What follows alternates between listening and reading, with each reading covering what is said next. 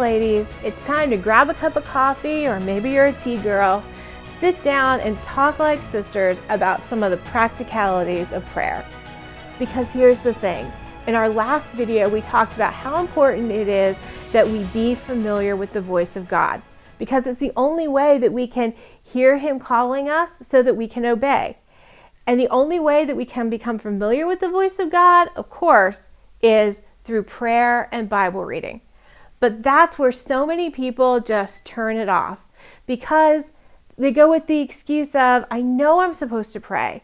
I mean, I go to church, I'm a Christian, I know this should be part of my life, but it's the actual making it part of my life. Yeah, that's the hard part. So today we're going to talk about a couple of practical ways that you can make prayer a practical part of your life. And here's what I've learned in my own life. When it comes to prayer, we need to put 3 things into practice. We need to pick a time, we need to pick a place, and we need to deal with all of our interruptions. The first one is that you have to schedule a time to pray.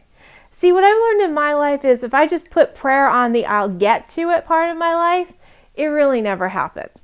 But what happens instead when I look at my schedule and I say I am going to plan to pray, prayer is a lot more likely to happen. But let's be practical about it. I mean, what do you do when you have to meet up with a friend or go to a doctor's appointment or, go to a special event? You look at your calendar and you say, when can I actually make this happen? Well, I think we have to do the same thing when it comes to prayer.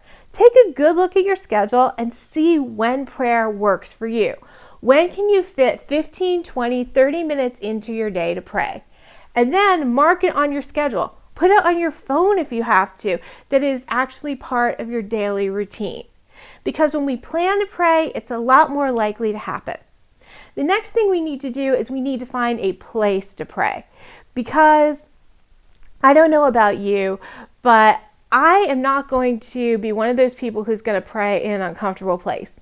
I mean, if I have to go into a place that's cold or a place that's uncomfortable, or if I convince myself I have to get on my knees, the whole time I'm supposed to be getting familiar with the voice of God, all I'm thinking about is how much I hurt, how cold it is, and that's if I can even get myself to go there in the first place.